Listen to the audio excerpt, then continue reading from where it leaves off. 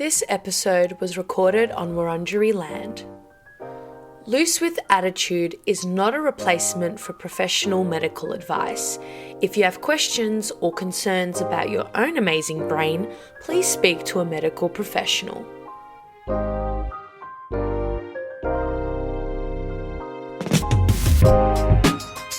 Hello everyone and welcome back to Luce With Attitude LWA.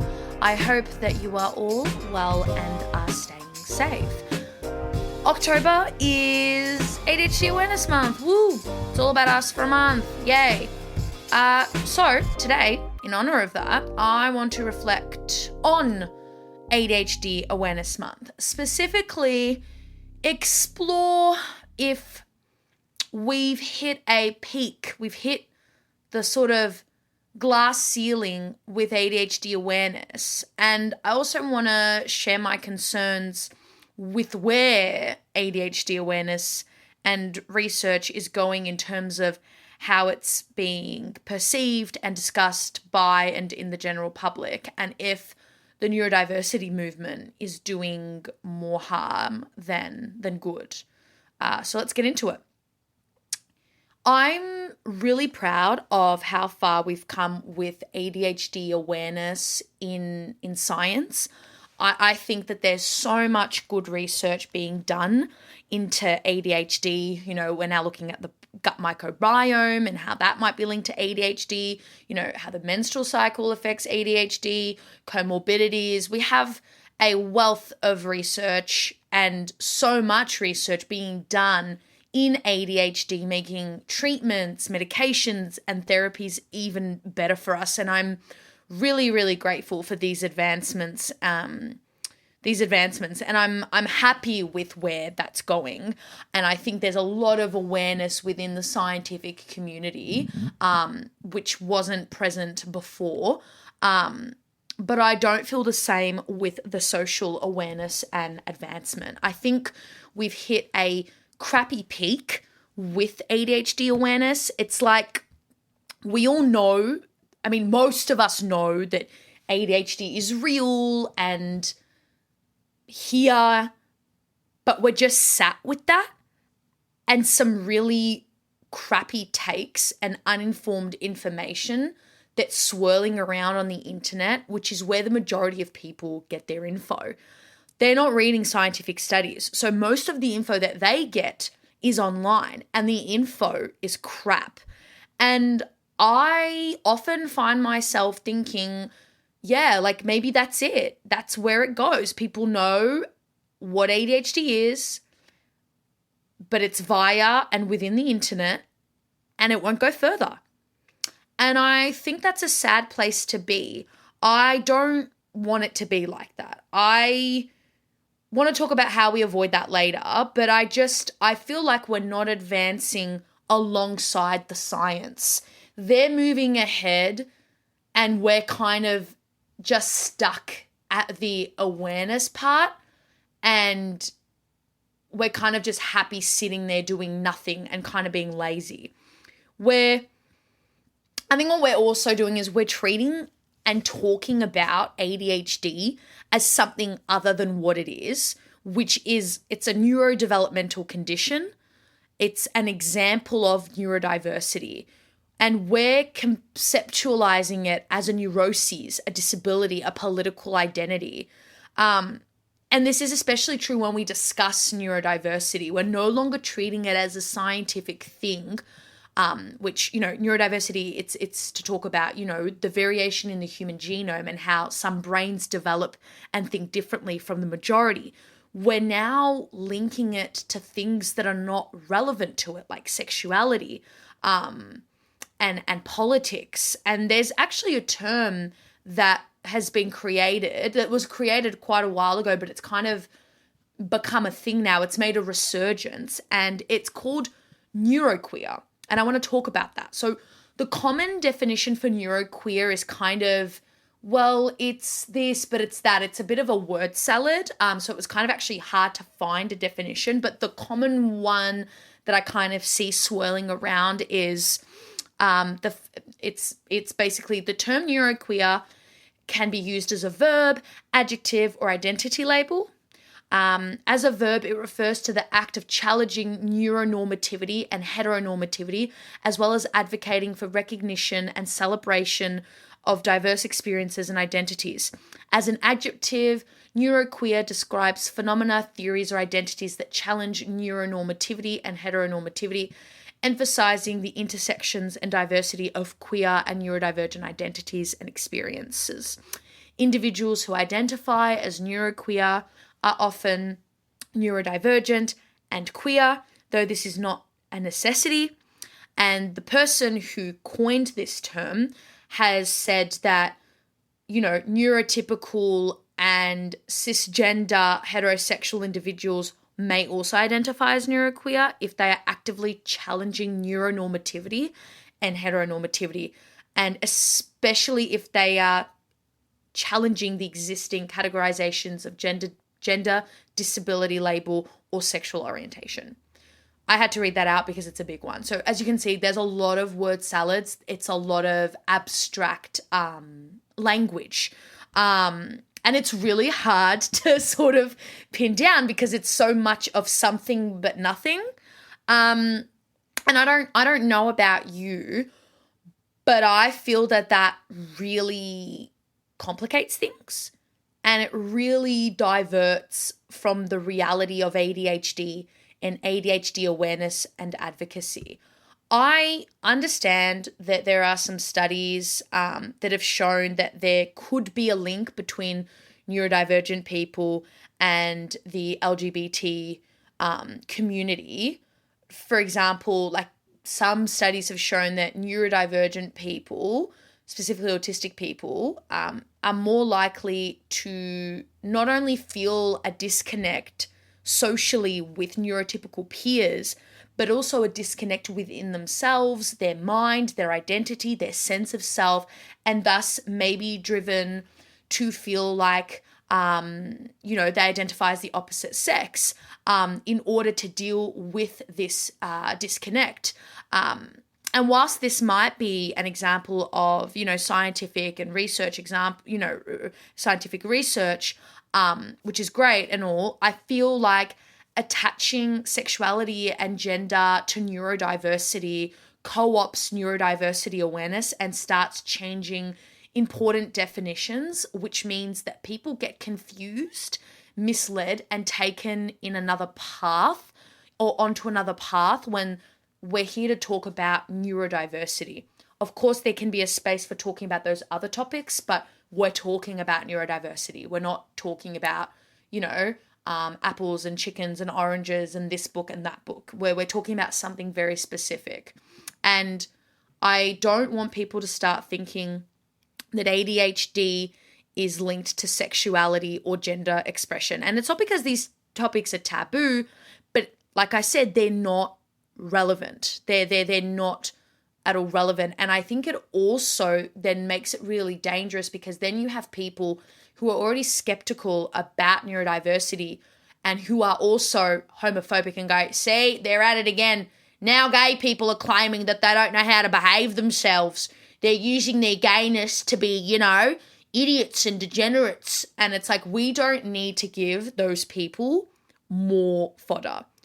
It needs to just be made clear that being ADHD means being born with a neurodevelopmental condition, and it's ADHD. That condition is ADHD, and with being born ADHD, you present patterns of inattention, hyperactivity, and or impulsivity that interfere with your daily functioning. This means you struggle at school, work, and in just daily life with managing your emotions, tasks, routine, struggling with verbal, written, or auditory instructions. It is not a sexuality or a socio-political identity. That's a separate thing, important, but it's a separate conversation. It's completely not at all relevant. ADHD kids and parents of ADHD kids want to know what ADHD is. They want to know how to help their child. They want to know what medication might suit their child, what coping strategies might help them, what might be behind their kids' non-ADHD symptoms like anxiety, how to deal with those comorbidities. They don't want or need to know about sexuality, as it's not relevant for them. This is a neurodevelopmental condition. It's not for sociological musings or concepts.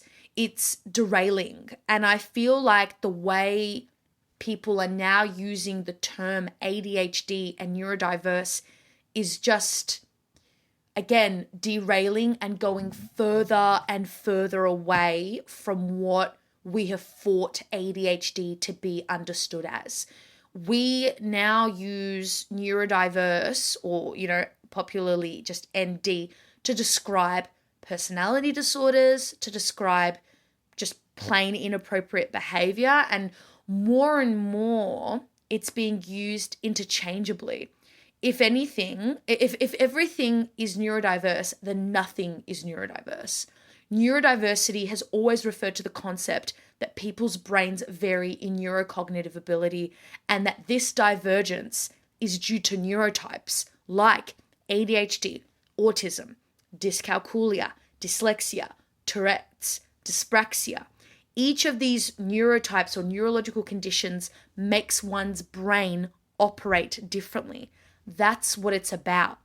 The term was created so that ADHDers, autistics, and dyslexics would stop being called the R word, stupid, slow, dumb, and to include our way of thinking. It wasn't created to then include everything else for the sake of it.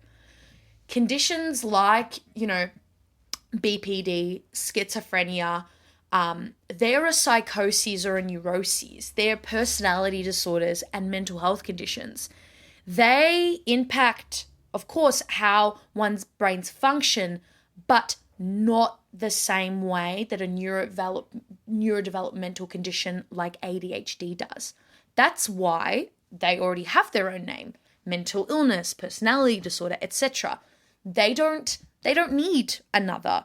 They have that definition, and it's important. Language is super important. That's why we don't call people who are schizophrenic schizo, crazy, psycho. I mean, some people do, but the reason they were given the label of mental illness, personality disorder, or cluster B personality disorder is because they wanted to get away from those slurs, from being viewed as crazy, psychotic. Same reason why ADHDers have, the term neurodiverse. Same reason why autistics have the term neurodiverse, rather than being called slow, special, stupid, or the R word. It's important. And it's also important so that when we are raising awareness, people know what we're talking about. And for so long, ADHD has been in the dark. We have fought so bloody hard for people to not view it as a thing that only affected little boys. And now to just see it become reduced to this discourse, on social media that people take as gospel, and we're just labeling everything as ADHD, and we're doing nothing. Like, we're labeling so much. We're saying, that's so ND of them, that's so ADHD of them, but we're doing nothing to address the needs of the ADHD community. And I feel like we need to do that. We need to move with the science. The science is finding and learning so much more. Let's talk about the science. How can it be even better? Let's talk about the gut microbiome and how that might be impacting ADHD.